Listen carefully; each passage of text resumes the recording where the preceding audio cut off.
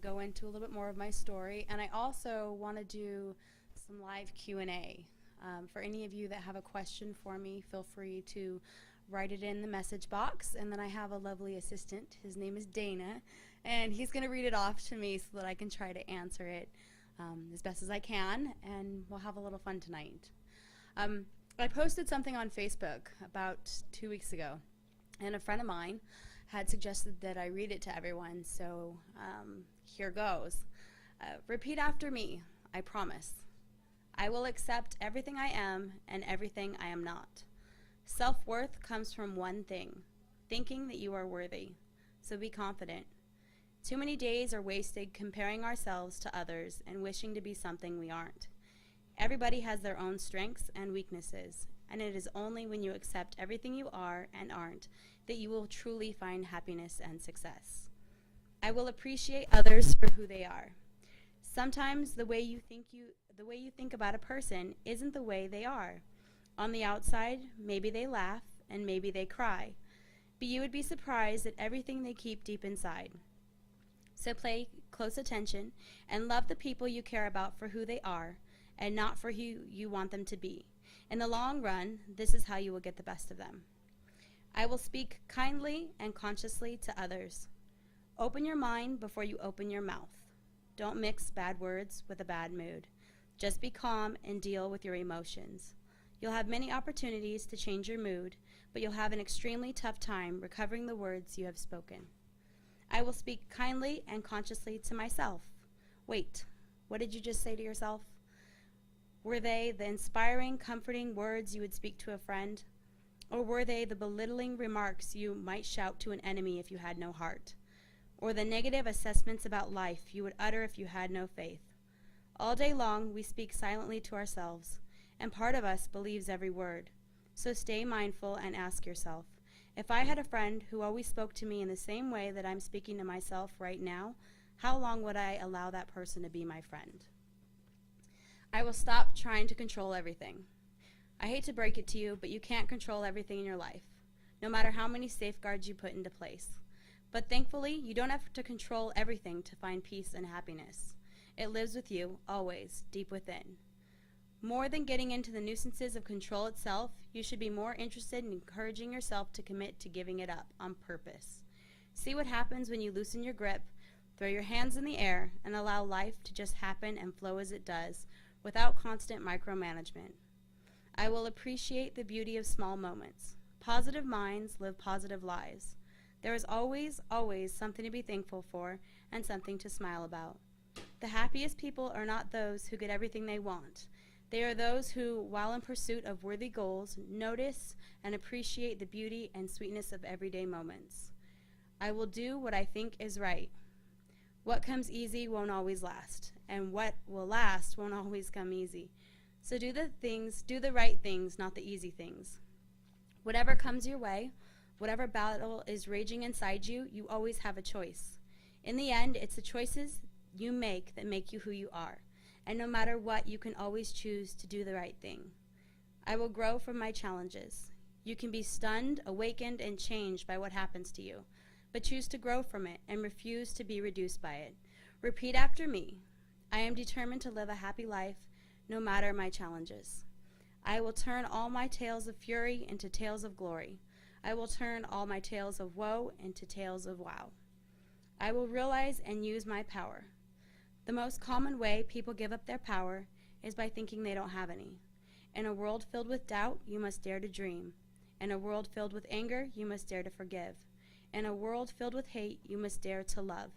In a world filled with distrust, you must dare to believe. And once you do, you will find the power you thought you lacked. So on the last show, my friend Thomas and I kind of touched base on what brought me to my spiritual awakening, what I got into. And I've kind of touched base on it before. I didn't get involved with oneness, and oneness is simply the awakening of humanity. It is happening all around us, and it's basically a neurological shift in the brain that occurs through Diksha. Diksha is the transfer of energy from one being to another into your crown chakra. and it causes this shift. That's what happened to me I think it's been 9 months now that everything happened. And since then, I've been able to kind of step away and clear my head and kind of take a look at things from a new perspective. I'm not all caught up in the brain. We also touch base on what meditation is. Meditation, to me, to be completely honest, is sticking yourself in a dark closet and not coming out. Just letting your thoughts go. You know, I hear people talk about how they can't meditate, their minds go constantly, or they can't sit still. When I learned how to meditate, I literally took one of my closets, hung a big blanket over it, made it pitch black, and I would just sit in there. Sometimes I would cry, sometimes I would get angry, sometimes I would run out because my mind just went off and I couldn't handle it. But learning to meditate is learning to just sit with what is, to listen to the thoughts without attaching to them. Just let them go constantly. Learning breath work and how to calm yourself through all of it. I've had to go through some huge trials and tribulations through starting this show.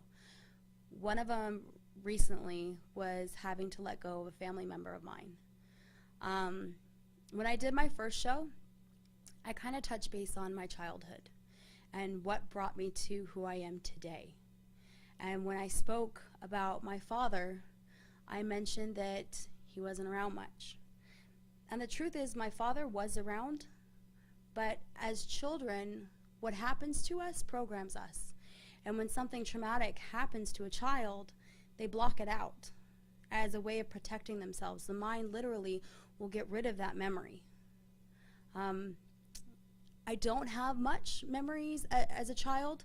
I remember my mother being there for me and taking care of me. Unfortunately, my stepmother at the time, she did post a lot of things on Facebook about how I was just a person in recovery and how I wasn't willing to face the truth of who I really was. And I was shunning away my father and just basically being a horrible person. But the truth is, it wasn't drugs that did anything. I'm not, I've gone through my recovery. I'm still in recovery, obviously. But I don't remember much of my childhood because it was too traumatic. And it's an unfortunate event, but it does happen. The memories I do have, to be completely honest, are as a little girl, having a teddy bear shredded down the center when I wanted to take it back and forth from home to home, having parents fight all the time, having my stepmother sit on my chest and knock on the collarbone as a way of punishing me, getting angry, kicking holes in the walls out of fear, always being in so much pain. So as a child, we don't want to remember those bad memories. We want to get rid of them. Childhood is supposed to be full of happiness and bliss. And I guess as my way of protecting myself, I just let it all go. So now as an adult, we're taught through oneness to heal our relationships and to make amends with everyone so that we can grow. Life is all about relationships, but how do you fix a relationship that is so far destroyed and they're unwilling to look at what they did, but it's mostly the blame on yourself? I've had to come to the realization that although I do love my father, even though I don't remember much, I do love him and I respect him, and I'm grateful that he brought me into this world. But there's some things in life, there's journeys we have to take without each other, and I think the rest of my journey has decided to play out without him in it. Of course, there's no hard feelings, but it's been one of the things that I've had to grow from on my journey, and to just learn to be appreciative for what I'm going through. Also, right now I'm going through a situation where I'm seeing my grandfather, who's getting ready to make his transcendence into the other side, and that's tough. But to see it from my point of view now, I'm able to realize that right now is only temporary. We're not here forever. And we just have to enjoy the moments we have and realize that where they're going, we'll be there soon. I had a conversation with a friend the other day in which we were debating what we're here for. And all of us are here on this path looking for enlightenment, looking for finding our spiritual path, finding who we truly are, finding God and God realization, all this stuff, when we don't realize that we're actually these spiritual beings here for a human experience. We're here to learn about anger and sadness and frustration and love and forgiveness and all these emotions. But yet, we think there's something else out there. This is what we're here. We're here for now, to just be present in this moment and to appreciate all of it. I think life is such a beautiful gift, and every day is a constant lesson. You guys have heard me talk about my relationships with my ex and how to raise children and how to be a good parent to them. And in the end, it's all about just loving yourself and loving others. I think that, with every lesson, we continue to grow. As long as we don't hold on to that emotion, hold on to that anger. When we are angry with someone, it destroys us. It's like, I read this quote that said, holding on to anger is like holding a hot coal in your hand. The only one who gets burned is you. The person who you're angry at, they don't care. They're not hurt. They let it go. I learned about that with my youngest one's father, who has so much anger and resentment towards me. I keep sending him love and love and love and forgive me and blessings and, just please, let's be cordial for our daughter. But there's so much anger there that I realize he's just punishing himself. And there's not much I can do about it. That's the path that he's chosen. So I would like to open it up to questions. If anyone has any, please feel free to ask. Other than that, I think I've taken off, a few weeks. I've had a lot of stuff going on with me personally. But lately it's been, for myself, trying to go deeper within. I'm at a point in my life where I feel I've hit a wall. Like, I've done so much spiritual growth that now I'm looking for, well, what's next? Okay, what do I do? Do I reach out to people that are addicts and help them? Do I start going to NA meetings, AA meetings, sharing my story there? I have my sponsor who had suggested that I try sponsoring. But I don't know how to be a sponsor to someone. I don't know how to walk you through the steps. I only know how to tell you how to let go of that addiction and give it to a higher power and just be free from it. I didn't have a normal experience like other addicts do. They go through years and years of meetings and all this stuff, but me, it was just, I set a date and that was it. I was off the drugs.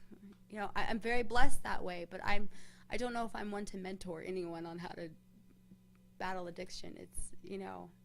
So I'm trying to decide where to embark next.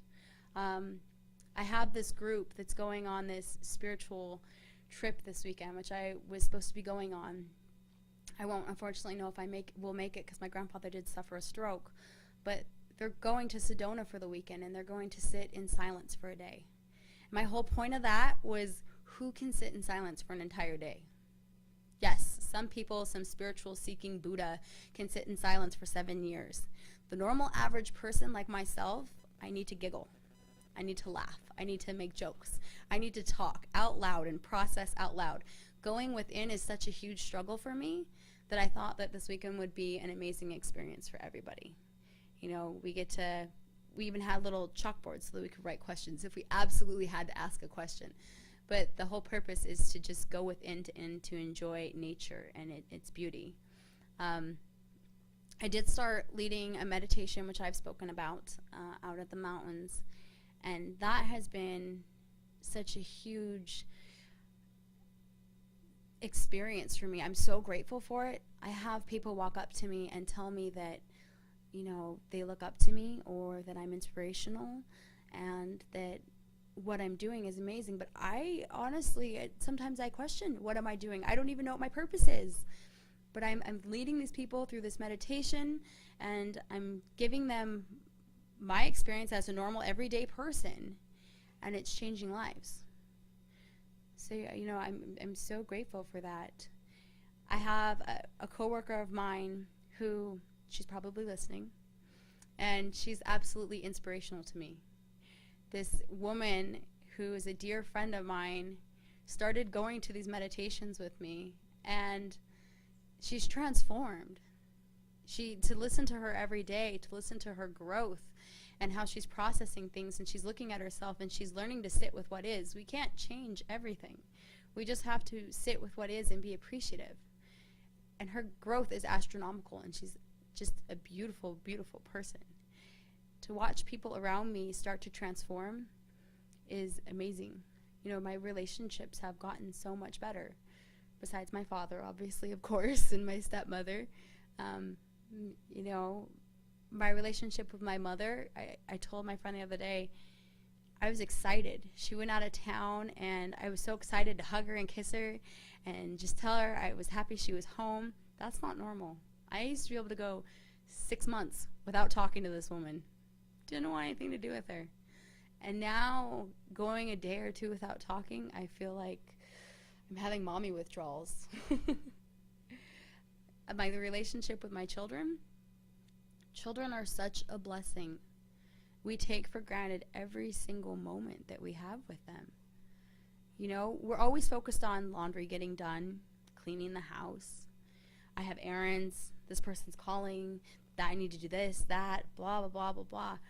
And we never realize that our child is sitting there right in front of us playing with the tea set. Or that they're saying, hey, mommy, look at what I did. My daughter the other day, she's amazing. She's 2 years old. And I was taking a nap. And woke up to her sitting there on the floor, sharing a bowl of cat food with our cat.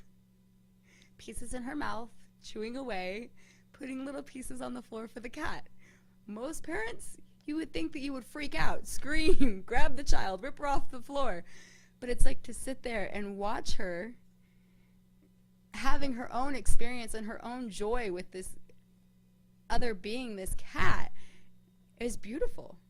Now, of course, you have to wash her mouth out, clean off her hands, get her cleaned up, and get her some real food. But to watch that moment it's a blessing. And we don't get those moments. You know, they go by so fast. So instead of doing the laundry, cleaning the house, running a million errands, take our children, sit with them, play tea party with them, laugh with them, hug them, hold them. Find out what makes them tick, what makes them happy. Because the moments are going to go by so fast. You know, that's what I was missing from my childhood. My mom did the best she could, but she worked a full-time job. You know, she's raised me by herself, pretty much. My father, I reminded him too much of my mother, and he couldn't stand my mother. So in turn, couldn't stand me, or from what I see, he couldn't. I don't know. But if we just take the time to appreciate our children and to show them the joys in life, I think they'll grow up to be inspirational adults. Amazing.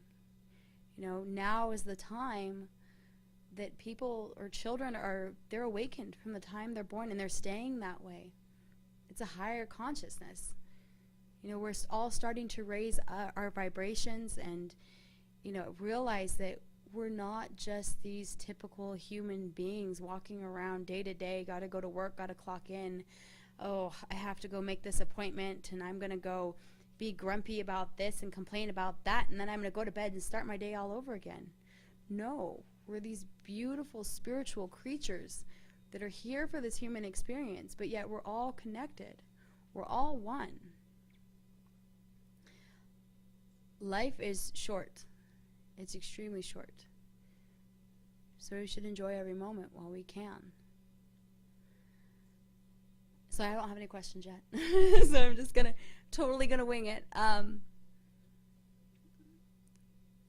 Prosperity, another thing I wanted to touch base on. What we put out in the universe, being a spiritual person, I have learned affects our every day to day.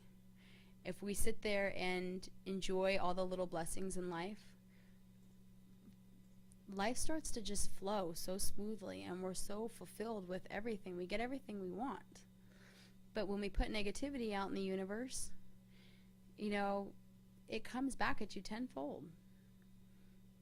we have our programs in our head, our subliminal thoughts, and that's what controls us every single day.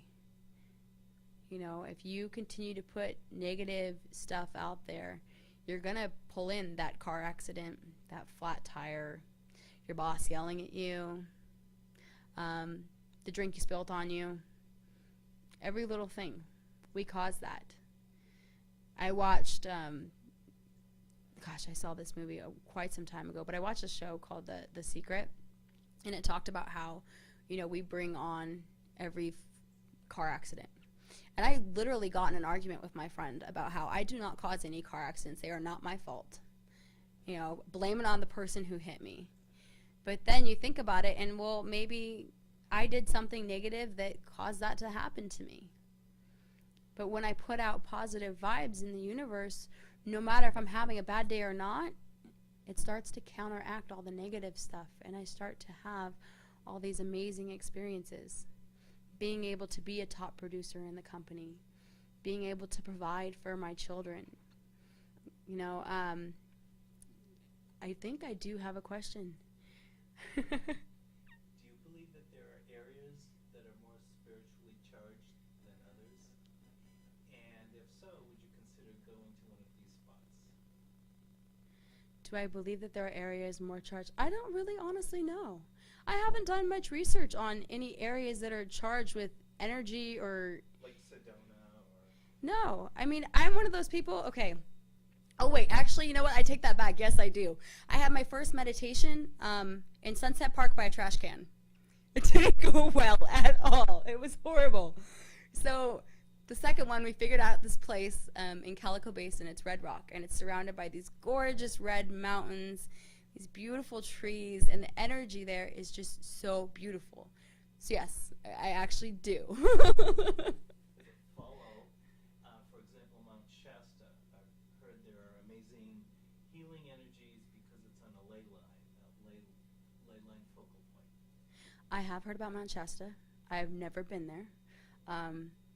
I can't say from a personal standpoint, but I've heard about there. Yes, Sedona was another one. You know, everyone keeps talking about going to India.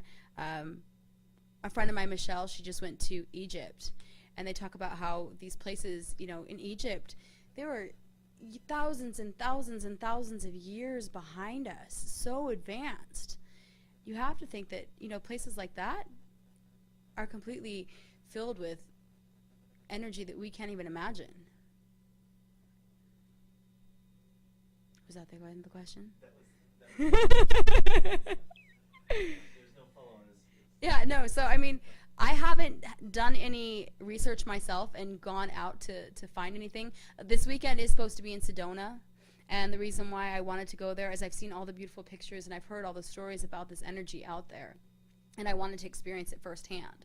So once I'm actually able to embark on a journey and go to one of these magical places, I'll have more input on that. I think if anyone has gone to Mount Shasta too, please comment on that, because that'd be kind of nice to know about. Here's another question. Okay. How does somebody start meditating as a beginner? Like I said, stick yourself in a closet with a blanket over the door in darkness. No, honestly, it's learning to just sit with yourself. You need to stop and do breath work. Learn to breathe in. Learn to breathe out. And to calm yourself. There's going to be times when your head's going to race like crazy, and you're going to be thinking about, what do I need to do when I get home? Did I lock the door? Did I leave lights on? Is this person calling me, texting me? Wait, I need to go do this. Stop. Just let the thoughts go. Continue to sit there and breathe. It can be the hardest thing possible. Learning to sit there with what is, when your mind always wants to take you out of the present moment. That is its goal. It wants you in the past. It wants you in the future. It does not want you in the now.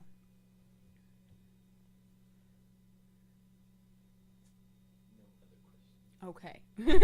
Okay. No, I appreciate it. That was a really good question.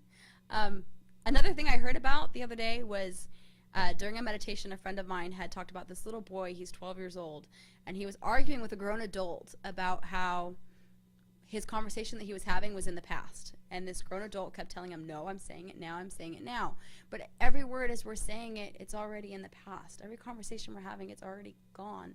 Living in the now is just sitting here in this moment, not focusing on who that person was 10 minutes ago, a year ago. They may have made you furious 5 minutes ago, but they're not the same person. You need to learn to sit with who you are and who they are right now in this moment. We all make mistakes in life. Nobody's perfect. We're all here to grow. You know, like I said, our lesson is to learn that we are not a human on a spiritual mission to become this enlightened being of energy that knows all, sees all, can do all. We're already spiritual beings. We're here for a human experience. So learn to be angry, be sad, be happy, learn to love, learn to let go, learn to just experience life and love life and be grateful for it. I want to thank you guys so much for listening in tonight. You know, I really do appreciate sharing my story with everyone. And it's always nerve-wracking for me. I have no idea what I'm ever going to say. I completely wing it. So I think that's the good thing about my show is it is real. I didn't want to have a show where I am in such a high state of consciousness. I'm talking about lights coming out of my head and auras and all this stuff. Oh, I have another question. Okay. How can someone activate their chakras, and what are the benefits? And maybe we should start with what is a chakra for those of us. Okay, so a chakra, from what I've learned, it's basically, we have, 7 chakras throughout our body. And they start at your tailbone up to the crown. When your chakras are aligned, everything in life flows smoothly. When our chakras are out of, because I'm talking from my standpoint, I'm not quite sure, but when our chakras are unbalanced, we have issues. We have chest pain, we get sick easily, there's all kinds of health problems with it. Chakra Dhyana, I don't know if anyone's ever heard of that. It's something that I learned from Oneness. Is a exercise where you align your chakras. And basically you can YouTube it too, I think. It's basically where you sit there and you focus on the chakra. They're located your tailbone, just below your navel, the middle of your stomach, like right in your chest, right here, your throat, your third eye, and then the top of your head. Thank you, Dana. But you focus on that chakra and you picture the color that it is. And it goes from, red, orange, yellow, green, blue, purple, and then indigo. Yeah, like indigo. Some say like gold or white. Yeah, there's different colors for it. But you just picture it going in a circle, and you picture your kundalini. Okay, I just threw a totally new word at you guys. You picture your kundalini is like your Holy Ghost. I've heard people say it. You picture your kundalini rising, and that puts you in a very high state. It can cause you to have giggle fits, a feeling like you're floating. It just puts you in a very good state. Okay, so I wanted to actually, if there's anyone local, we do have several meditations throughout the month. Every first and third Tuesday of the month, we have a meditation at a Unity Center in the Valley in Henderson off of Eastern and Warm Springs at 7 p.m. Every second and fourth Wednesday of the month, we have one at the other Unity Center, which is located off Rainbow in the 95, and that one's also at 7 p.m. And every second and fourth Sunday, we have one at Calico Basin, which is at 4 p.m., and it's outside in the beautiful mountains, because I'm more of a nature person and I need to surround myself. So whether or not you're looking for something that's indoors or outdoors, you know, if you are a beginner to meditation, you're more than welcome to join us. It's very simple. We walk you through it. And you do receive a Diksha blessing, which, like I said, it can transform your life. And the whole reason why we are here is to help awaken humanity and to help raise the consciousness of us all. So thank you guys for joining me tonight. Namaste, and have a wonderful, blessed evening.